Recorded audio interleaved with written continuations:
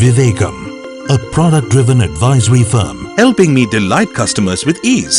Services like Snapshot gives me updated stock portfolio views, and Spot helps me identify undervalued stocks.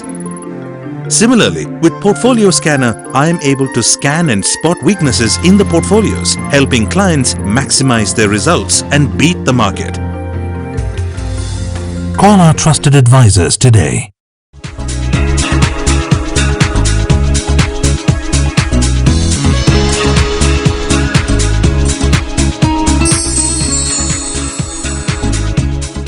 వివేకం presents learn to earn program కి స్వాగతం.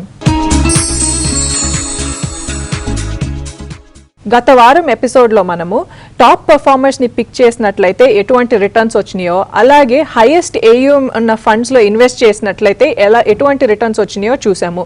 ఈ రెండు ప్రాసెసెస్ని follow చేసినట్లయితే మనకి ఒకసారి సక్సెస్ ఒకసారి ఫెయిల్ అయిందని కూడా గమనించాము. అంటే ఈ రెండు ప్రాసెసెస్లో సక్సెస్కి గ్యారంటీ లేదన్న విషయం తెలుసుకున్నాము. గత వారం ప్రసాద్ గారు దీనికన్నా మెరుగైన ప్రాసెసెస్ ఉన్నాయని చెప్పారు. ఆటల గురించి ఈ వారం చర్చించి వారి దగ్గర నుంచి వివరాలు సేకరిద్దాం. మ్యూచువల్ ఫండ్ సెలెక్షన్కి మీరు చెప్పే ప్రాసెసెస్ ఏంటండి, ఒకసారి వివరాలు ఇవ్వగలుగుతారా? మ్యూచువల్ ఫండ్స్లో ఎంత తెలివైన వాళ్ళు పెట్టుబడి పెట్టినా, ఎంత తెలివి తక్కువ వాళ్ళు పెట్టుబడినా కూడా మార్కెట్లో కనుక మూవ్మెంట్ బాగున్నట్లయితే అందరికీ లాభాలే వస్తాయి. కాకపోతే మెరుగైన మ్యూచువల్ ఫండ్ మేనేజర్ ఎవరు అని చెప్పాలంటే మనం ప్రధానంగా గమనించవలసింది అతను ఎంత సంపాదించాడు అని కాకుండా అతను ఎంత ఎక్కువ సంపాదించాడు అని చూడవలసి వస్తుంది. అంటే ఇక్కడ ప్రధానంగా గమనించవలసింది ఏంటంటే, ఎవరైనా మీకు ఒక వ్యక్తి వచ్చి కనుక నేను పెట్టిన మ్యూచువల్ ఫండ్లో నాకు 18% వచ్చిందయ్యా అని చెప్తే మీరు వెంటనే ఎగిరి గంతేసి బ్యాంకులో నాకు 7% బదులు 18% వస్తుందని ఊహించడం తప్పు. దాని బదులుగా మీరు చేయవలసింది ఏంటంటే, ఆయన ఇన్వెస్ట్ చేసినటువంటి మొట్టమొదటి డేట్ ఎప్పుడు, ఆ డేట్ నుంచి ఇవాల్టి వరకు, అంటే అతను మీకు చెప్పే నాటి వరకు కనుక చూసినట్లయితే ఇండెక్స్ ఏ మేర పెరిగిందో కూడా చూడండి. అంటే ఒకవేళ కనుక అదే సమయంలో ఇండెక్స్ కనుక 22% పెరిగినట్లయితే అతను చెప్పిన 18% వినటానికి బాగానే ఉన్నా కూడా ఆ మ్యూచువల్ ఫండ్ యొక్క పెర్ఫార్మెన్స్ తక్కువ అని గమనించాలి. అంటే ఆ మ్యూచువల్ ఫండ్ పెరగడానికి కారణం ఆ ఫండ్ మేనేజర్ యొక్క తెలివితేటలు కాదు, కేవలం మార్కెట్లో ఉన్న మూడు మూలంగా పెరిగింది అని గమనించాలి. అందువల్ల ఆ మ్యూచువల్ ఫండ్ని మనం అండర్ పెర్ఫార్మర్గా పేర్కొని ఎట్టి పరిస్థితుల్లో కూడా అందులో ఇన్వెస్ట్ చేయడానికి ముందుకు రాకూడదు. అంటే గమనించాల్సింది ఏంటంటే, యాబ్సల్యూట్ రిటర్న్ ఈజ్ కంప్లీట్గా కూడా మనం అవాయిడ్ చేయవలసిన అంశం. యాబ్సల్యూట్ రిటర్న్ మాత్రమే చూసుకోవడం అనేది మంచి పద్ధతి కానే కాదు.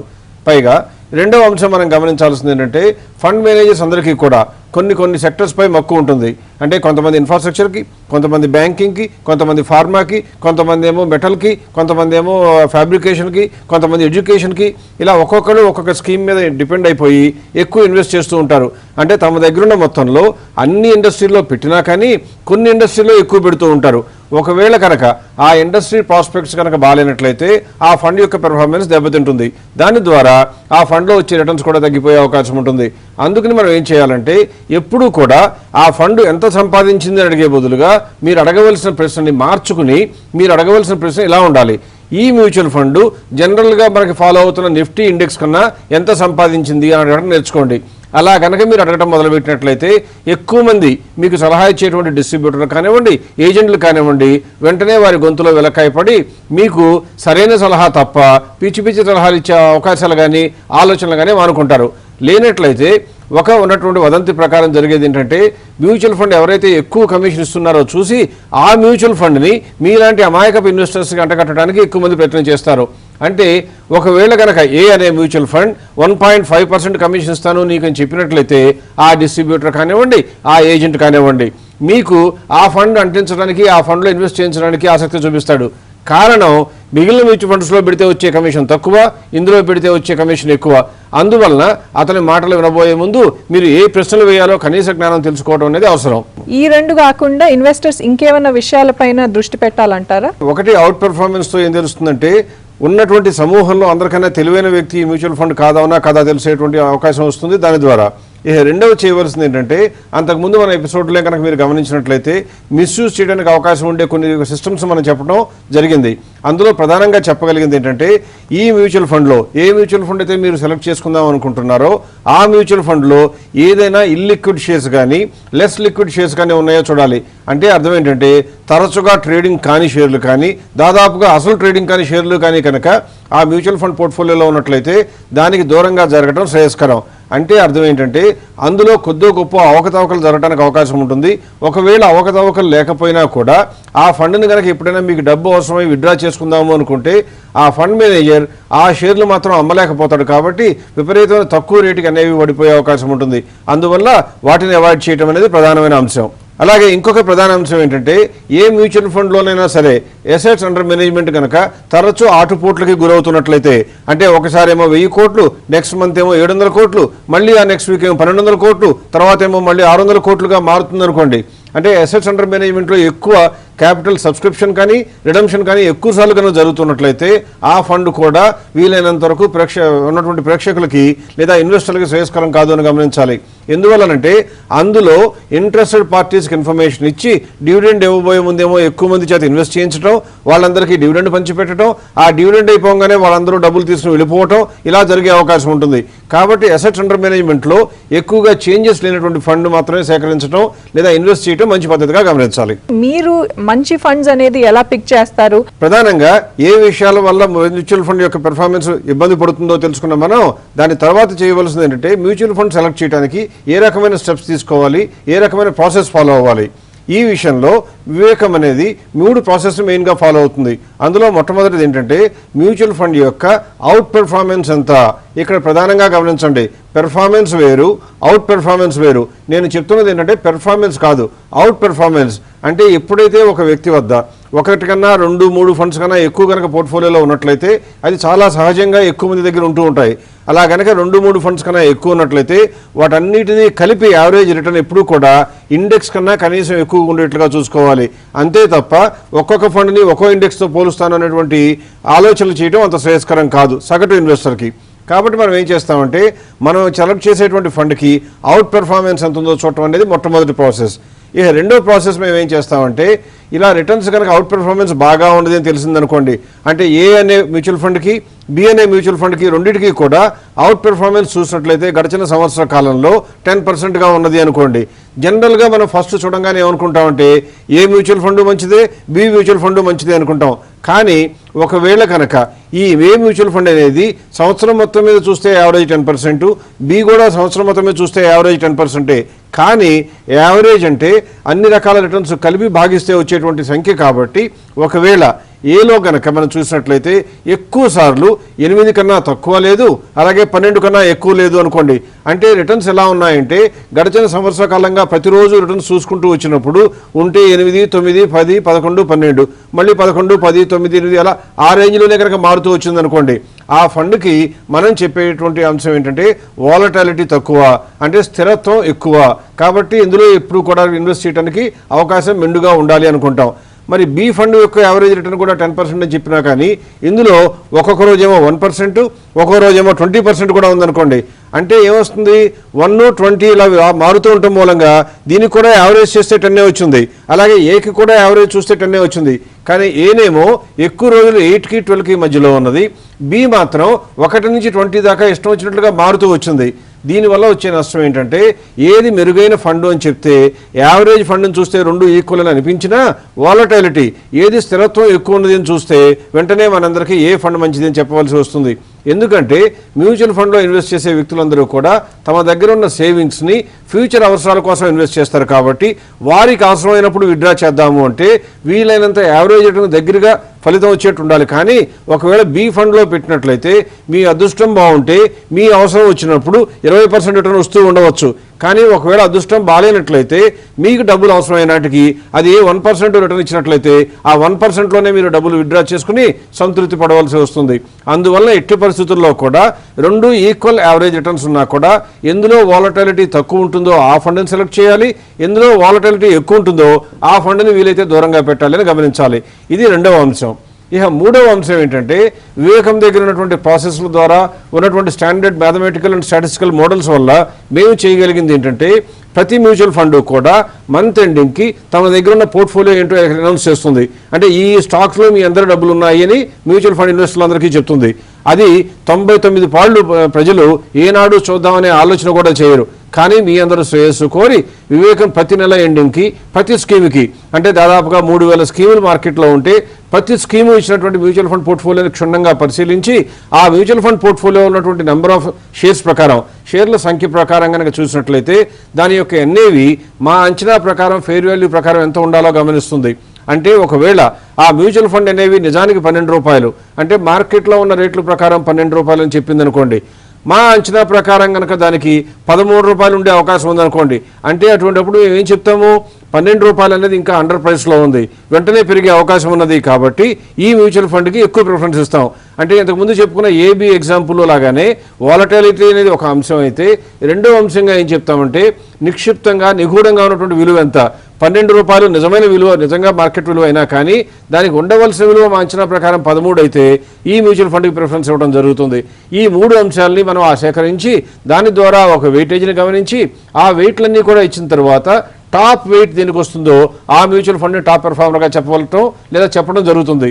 ఇక్కడ మీరు గమనించాల్సింది ఏంటంటే స్థూలంగా సింపుల్గా అర్థం కావాలి అంటే ఒక ఎగ్జాంపుల్ తీసుకోండి. ఒకవేళ కనుక ఒక మ్యూచువల్ ఫండ్లో యావరేజ్ రిటర్న్ 10% వచ్చిందనుకోండి, ఇంతకుముందు నేను చేసిన ఎగ్జాంపుల్ లాగానే అది 8-12 మధ్యనే కనుక 8-12 మధ్యనే కనుక అన్ని రోజులు కనుక రిటర్న్స్ ఉన్నట్లయితే అంటే అవుట్ పెర్ఫార్మెన్స్ అనేది 8% నుంచి 12% మధ్యలో కనుక ఉన్నట్లయితే అప్పుడు ఆ మ్యూచువల్ ఫండ్కి మనం ఏం చేస్తామంటే 10% యావరేజ్ రిటర్న్ వచ్చింది, అన్నిసార్లు కూడా చాలా తక్కువ రేంజ్లోనే కదులుతుంది కాబట్టి ఆ 10% కూడా ఎక్స్పెక్టెడ్ అవుట్కమ్ అంటాం. అంటే ఇందులో రాదగిన అవుట్ పెర్ఫార్మెన్స్ ఎంత అంటే 10% అని చెప్తాం. ఆ తర్వాత ఏం చేస్తామంటే ఇంతకుముందు నేను చెప్పిన ఎగ్జాంపుల్లో లాగా దాన్ని నెట్ అసెట్స్ వాల్యూ ఈ రోజున కనుక 20 రూపాయలు ఉండి మా అంచనా ప్రకారం 25 రూపాయలుగా ఉండాలి అనుకున్నాం అనుకోండి, అప్పుడు ఏం చేస్తామంటే ఈ 10 రూపాయలని 25తో హెచ్చవేసి 20తో భాగించడం జరుగుతుంది. అంటే 25తో మల్టిప్లై చేసి 20తో డివైడ్ చేస్తాం అనమాట. దాని మూలంగా ఏమొస్తుందంటే ఈ 10 రూపాయలు కాస్త ఈ 10 వెయిట్ కాస్త 12.5 అవుతుంది.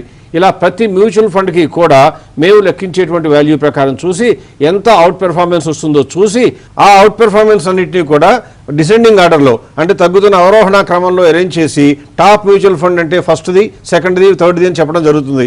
ఈ ప్రాసెస్ని ఆధారం చేసుకుని వచ్చినటువంటి రిజల్ట్స్ ఎలా ఉన్నాయో తెలుసుకోబోయే ముందు ఒక చిన్న బ్రేక్ తీసుకుందాం. Vivekam, a product-driven advisory firm, provides services through features like Snapshot, Spot, Portfolio Scanner, helping clients maximize their results and beat the market. Call our trusted advisors today. వివేకం ప్రజెంట్ చేస్తున్న learn to earn ప్రోగ్రామ్కి తిరిగి స్వాగతం. ఇప్పుడు మనం ఈ స్కీమ్ని లేదా ఈ ప్రాసెస్ని ఫాలో అయితే రిటర్న్స్ ఎలా ఉంటాయో కూడా తెలుసుకునే ప్రయత్నం చేయాలి. అవంతిని నేను ఏమడిగానంటే తనకి ఇష్టం వచ్చిన 2 పాత డేట్లు తీసుకుని ఆ 2 పాత డేట్లో కూడా ఈ ప్రాసెస్ ప్రకారం చూసినట్లయితే ఏ మ్యూచువల్ ఫండ్ స్కీమ్ పైన వచ్చిందో చూడమని చెప్పాను. అలాగే ఆ మ్యూచువల్ ఫండ్ కొనుక్కున్నట్లయితే నెక్స్ట్ 1 ఇయర్లో ఎంత లాభాలు వచ్చాయో కూడా చూడమని చెప్పాను. కానీ ప్రజలందరికీ వీలైనంత సమాచారం ఇవ్వాలనే ఉద్దేశంతో ఒక్క ఫండ్ చూపించే బదులుగా టాప్ 10 ఫండ్స్ ఏ రోజైనా సరే వివేకం దగ్గరికి మీరు వచ్చినట్లయితే మీరు గతంలో ఏ రోజు అడిగినా కానీ టాప్ 10 ఫండ్స్ ఆ రోజున ఏమి చెప్పగలిగాయో ఏమి చెప్పి ఉండేవాళ్ళమో చూపించడం జరుగుతుంది. అవి నెక్స్ట్ 1 ఇయర్లో పెర్ఫార్మెన్స్ ఎలా ఉన్నాయో కూడా చూపించడం జరుగుతుంది. అలా ఇప్పుడు అవంతి చేసినటువంటి 2 డేట్ల గురించి ఎనాలిసిస్ చేసి ఆ 2 డేట్లో చెప్పిన మ్యూచువల్ ఫండ్ స్కీమ్స్ ఏమిటి అవన్నీ కలిపి మనం ఇన్వెస్ట్ చేసినట్లయితే అంటే 10 స్కీములను ఒక్కొక్క స్కీమ్లో 10,000 కనుక ఇన్వెస్ట్ చేసినట్లయితే యావరేజ్ రిటర్న్ మనకు ఎంత వచ్చేది, అదే సమయంలో ఇండెక్స్లో ఎంత వచ్చేదో కూడా మనం తెలుసుకునే ప్రయత్నం చేద్దాం. అవంతి నీవు 2 రోజుల గురించి ఎక్సర్సైజ్ చేశాను అని చెప్పావు, నీ ఇష్టం వచ్చిన 2 రోజులు తీసుకోమని కూడా చెప్పాను. ఏ 2 రోజులు తీసుకున్నావు, ఆ 2 రోజులు వచ్చినటువంటి స్కీమ్స్ ఏమిటి, దానిలో కనుక ఇన్వెస్ట్ చేస్తుంటే సగటు ఇన్వెస్టర్కి ఎంత రిటర్న్స్ వచ్చాయో కూడా చెప్పగలవా? ప్రసాద్ గారు సూచించినట్లుగా మేము 2 ర్యాండమ్ డేస్ తీసుకుని ఆ 2 డేస్లోనూ వివేకం సజెస్ట్ చేసిన టాప్ 10 మ్యూచువల్ ఫండ్స్ ఏవో చూసాము. ఈ ఫండ్స్లో కనుక ఇన్వెస్ట్ చేసినట్లయితే అండ్ ఇన్వెస్ట్ చేసి ఒక 1 ఇయర్ హోల్డ్ చేసినట్లయితే రిటర్న్స్ ఎలా ఉండేయో కూడా ఒకసారి చూద్దాం. ఫస్ట్ డేట్ 15th April 2013గా తీసుకున్నాం. ఆ రోజు ఉన్న top mutual funds Reliance equity opportunities fund, ICICI Prudential Value Discovery Fund, L&T India Special Situations Fund, UTI Equity Fund, IDFC Sterling Equity Fund, Tata Large Cap Fund, Axis Equity Fund, Franklin India Prima Fund, HDFC mid cap opportunities fund. ఈ funds లో గనక మనము 15th April 2013 నాడు కనుక invest చేసి next 1 year hold చేసినట్లయితే on an average అంటే 10,000 rupees కనుక ఒక్కో ఫండ్ లో ఇన్వెస్ట్ చేసినట్లయితే మొత్తం మీదుగా మనకి ఆన్ అన్ యావరేజ్ 27.74% రిటర్న్స్ వచ్చాయి.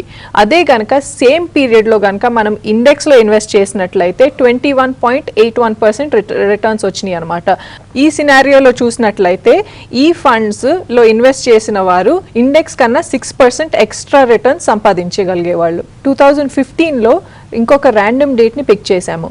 15 June 2015 వివేకం పిక్ చేసిన టాప్ ఫండ్స్ ఇవి: Reliance mid cap small cap fund, ICICI Prudential Value Discovery Fund, Sundaram Select Mid Cap Fund, HDFC Mid Cap Opportunities Fund, DSP BlackRock Small and Mid Cap Fund, Franklin India Prima Fund, Birla Sun Life Mid Cap Fund, SBI Magnum Global Fund 94, Birla Sun Life Equity Fund and Reliance Vision Fund. ఈ funds అన్నిట్లో కనుక మనము 15th June 2015 invest చేసి 1 year hold చేసి ఉన్నట్లయితే on an average returns 7.74% returns వచ్చాయి అనమాట. అదే సేమ్ పీరియడ్లో కనుక మనము సేమ్ అమౌంట్ ఇండెక్స్లో పెట్టినట్లయితే దాని మీద కేవలం 0.93% రిటర్న్స్ మాత్రమే వచ్చినాయి. ఈ సినారియోలో కూడా నిఫ్టీ కన్నా వివేకం సజెస్ట్ చేసిన ఫండ్స్లో ఇన్వెస్ట్ చేయటం వలన ఇన్వెస్టర్స్కి 6% అవుట్ పర్ఫార్మెన్స్ అనేది వచ్చి ఉండేది. అవంతి చెప్పిన 2 ఎగ్జాంపుల్స్ని చూసినట్లయితే ఒక ప్రాసెస్ని ఫాలో అయినప్పుడు అంటే వివేకం చెప్పినటువంటి 3 స్టెప్లు ఉన్న ప్రాసెస్ని ఫాలో అయ్యి మంచి ఫండ్స్ని సెలెక్ట్ చేసేటువంటి ఎఫర్ట్ పెట్టినట్లయితే ఆ ఫండ్స్లో ఇన్వెస్ట్ చేయడం ద్వారా 5-6% కనీసం ఇండెక్స్ కన్నా ఎక్స్ట్రా సంపాదించవచ్చు అని తెలిసింది. అంటే దీన్ని బట్టి ప్రజలు అర్థం చేసుకోవాల్సింది ఏంటంటే వివేకం చెప్పినటువంటి ప్రాసెస్ ద్వారా కనుక సెలెక్ట్ చేసినట్లయితే మనకి లాభాలు రావడానికి అవకాశాలు బాగా ఎక్కువ. అంతేకాని ఎట్టి పరిస్థితుల్లో కూడా మీరు ఏ మాత్రం అపోహకి గురి కాకూడని అంశం ఏంటంటే ఒకవేళ ఇండెక్స్ మొత్తం కూడా పడిపోయింది అనుకోండి, అంటే ఇండెక్స్లో కనుక పెట్టినట్లయితే ఏ భారత్కిను చైనాకో భారత్కు పాకిస్తాన్కో యుద్ధం వచ్చినట్లయితే మార్కెట్లు మొత్తం పడిపోతే మ్యూచువల్ ఫండ్స్ కూడా పడిపోతాయి. కానీ ఆ సందర్భంలో కూడా మార్కెట్ మొత్తం 10% పడిపోతే మీ మ్యూచువల్ ఫండ్ పోర్ట్ఫోలియో 4% మాత్రమే పడిపోయే అవకాశం ఉంటుంది. అంటే మీరు గమనించాల్సింది ఏంటంటే ఎప్పుడూ కూడా మార్కెట్ కన్నా మెరుగైన ఫలితాలు సంపాదించడానికి ఈ ప్రాసెస్ ఉపయోగపడుతుంది. కానీ అన్ని వేళలా అన్ని సందర్భాల్లో లాభాలు వస్తాయని మాత్రం కాదు, అది గమనించండి. ఇక ఆ తర్వాత ఈ ఎంత ఎఫర్ట్కి కారణం ఏంటంటే మేము చేసిన ఎక్సర్సైజ్లో టాప్ పెర్ఫార్మర్స్లో కనుక ఇన్వెస్ట్ చేసినట్లయితే అవంతి చెప్పినటువంటి ఎగ్జాంపుల్ ప్రకారం ఒకసారి సక్సెస్ ఒకసారి ఫెయిల్యూర్ అంటున్నారు. అదే కాకుండా మేము ఏం చేసామంటే టాప్ ఫండ్స్ని నమ్ముకుని ప్రతిరోజు కనుక ఇన్వెస్ట్ చేసి సంవత్సరం అయిపోయినాక కనుక అమ్మినట్లయితే ఎంత ఫలితాలు వచ్చాయో చూస్తే ప్రతి ₹1,00,000 మీద ఇండెక్స్తో పోల్చినప్పుడు ₹2,500 నష్టం రావడం జరుగుతుంది. అంటే మనం గమనించాల్సింది ఏంటి, ప్రాసెస్ లేకుండా కేవలం టాప్ పెర్ఫార్మర్స్ కనుక నమ్ముకుంటేనేమో మనం పెట్టిన డబ్బు మీద ఇండెక్స్ కన్నా కూడా తక్కువగా 2,500 లాభం వస్తుంది మామూలుగా టాప్ పెర్ఫార్మర్స్ నమ్ముకుంటే. అదే కనుక వివేకంలో చెప్పిన ప్రాసెస్ని కనుక మనం ఫాలో అయినట్లయితే మీకు తను చూపించిన 2 ఎగ్జాంపుల్స్ ప్రకారం తీసుకున్నా కూడా 6% అదనంగా వస్తుంది. అంటే కేవలం టాప్ పెర్ఫార్మర్స్ నమ్మితేనేమో 2.5% నష్టం ఇండెక్స్తో పోలిస్తే. అదే కనుక ఒక ప్రాసెస్ని ఆధారంగా కనుక ఇన్వెస్ట్ చేసినట్లయితే ఆ 2.5% నష్టం లేకపోగా 6% అదనంగా కూడా లాభం వస్తుంది. అంటే స్థూలంగా 8.5% లాభం వచ్చే అవకాశం ఉంటుంది. పైగా మ్యూచువల్ ఫండ్స్లో ఎక్కువ మంది క్లయింట్స్కి సేవ చేయాలనే ఉద్దేశంతో వివేకం మ్యూచువల్ ఫండ్స్ క్లయింట్స్ ఎవరికి కూడా ఏ రకమైన సర్వీస్ ఛార్జెస్ విధించదు. అందువల్ల ఎవరైనా సరే తమ ఏజెంట్ల దగ్గర నుండి ఇన్వెస్ట్మెంట్ చేయబోయే ముందు ఒక్కసారైనా వివేకంని సంప్రదించినట్లయితే మీకు మెరుగైన సలహా రాగలదు, బహుశా మీకు మెరుగైన రిటర్న్స్ కూడా రాగలవు. వివేకం ప్రజెంట్ చేస్తున్న లెర్న్ టు ఎర్న్ ప్రోగ్రామ్ చూస్తూ చాలామంది యువతులు మాకు ఉత్తరాలు వస్తూ ఉన్నారు. మీరు చెప్పే అంశాలు బాగుంటున్నాయని, అలాగే మీ సలహా ప్రకారం ఇన్వెస్ట్ చేస్తూ ఫ్యూచర్ని సేఫ్గా పెట్టుకుందామని కూడా ఆలోచిస్తున్నాము అని రాస్తున్నారు. అటువంటి ప్రశ్నల్లో కొన్నింటిని ఇప్పుడు పరిశీలిద్దాం. నాగసౌమిత్ గారు రాస్తున్నారు, నాకు ఇప్పుడు 23 సంవత్సరాలు, నెలకు 6,000 రూపీస్ సేవ్ చేద్దామని అనుకుంటున్నాను. వీలైనంత తక్కువ రిస్క్తో ఎలా ఇన్వెస్ట్ చేయాలో తెలపగలరా? మ్యూచువల్ ఫండ్స్లో ఇన్వెస్ట్ చేయమని సలహా చెప్పినట్లయితే ఏ ఫండ్స్లో ఇన్వెస్ట్ చేయాలో కూడా చెప్పగలుగుతారా? 23 సంవత్సరాల వయసులోనే ఫ్యూచర్ గురించి ఆలోచిస్తున్న నాగసౌమిత్ గారికి ఖచ్చితంగా కూడా కంగ్రాచులేషన్స్ చెప్పాలి. ఎందుకంటే ఈ వయసులో కనుక ఇన్వెస్ట్మెంట్ స్టార్ట్ చేసినట్లయితే పైగా రానున్న 3-4 సంవత్సరాలు ఇండియాకి దివ్యమైనటువంటి ఫ్యూచర్ ఉంది కాబట్టి విపరీతమైన రిటర్న్ సంపాదించడానికి అవకాశం ఉంటుంది. ఎప్పుడైతే మంచి రిటర్న్ సంపాదిస్తారో ఆయనకు ఉత్ప్రేరకం పొంది అంటే ఒక రకంగా ఉత్తేజం పొంది కంటిన్యూస్గా లైఫ్ లాంగ్ కూడా ఇన్వెస్ట్ చేసే అవకాశం ఉంటుంది. అందువల్ల నాగసౌమిత్ గారు ఖచ్చితంగా ఇన్వెస్ట్మెంట్ వైపు నుంచి దృష్టి మాత్రం మరల్చకండి. ఇక రెండవ అంశం, మీరు ఎందులో ఇన్వెస్ట్ చేయాలి అన్నారు. ముందు గమనించాల్సింది ఏంటంటే మ్యూచువల్ ఫండ్స్లో కనుక ఈక్విటీస్లో ఇన్వెస్ట్ చేసినట్లయితే రిస్క్ లేకుండా ఉంటే బాగుంటుంది అన్నట్లుగా మీరు ఉత్తరం రాస్తున్నారు. మీరు గమనించాల్సింది ఏంటంటే ఎక్కడైతే రిస్క్ కొద్దిగా ఉంటుందో అక్కడ రిటర్న్ పెరుగుతూ ఉంటుంది. రిస్క్ కొద్దిగా పెరిగితే రిటర్న్ అపరిమితంగా పెరిగే అవకాశం ఉంటుంది. 23 సంవత్సరాల వయసు ఉన్న మీరు కనీసం 55-58 సంవత్సరాల పాటు వరకు పని చేయగలరు. కాబట్టి మీకున్న అవసరాలకు సరిపడా మీరు ఉద్యోగం ద్వారా సంపాదిస్తున్నారు కాబట్టి రిస్క్ని ఖచ్చితంగా తీసుకోవాలి. ఆ రిస్క్ని తీసుకున్నప్పుడు మాత్రమే మీ యొక్క ప్రతిఫలం విపరీతంగా పెరిగే అవకాశం ఉంటుంది. అందువల్ల రిస్క్ గురించి భయపడే బదులు రిస్క్ని ఖచ్చితంగా ఆహ్వానించండి.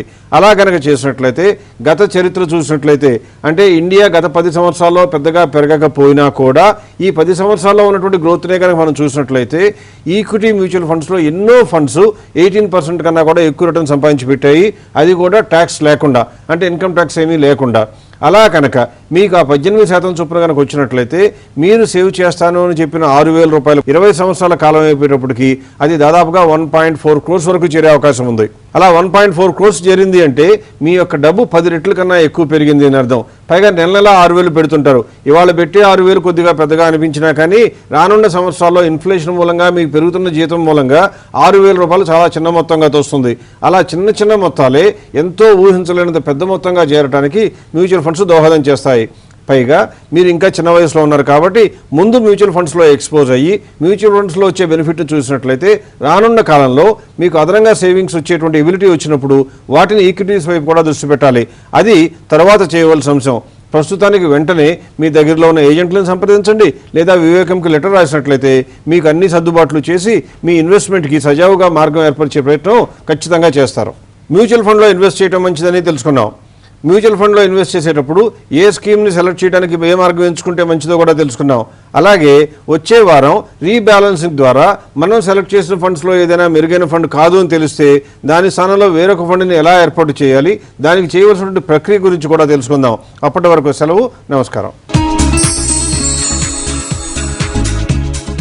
Vivekam, a product-driven advisory firm, provides services through features like Snapshot, Spot, Portfolio Scanner, helping clients maximize their results and beat the market.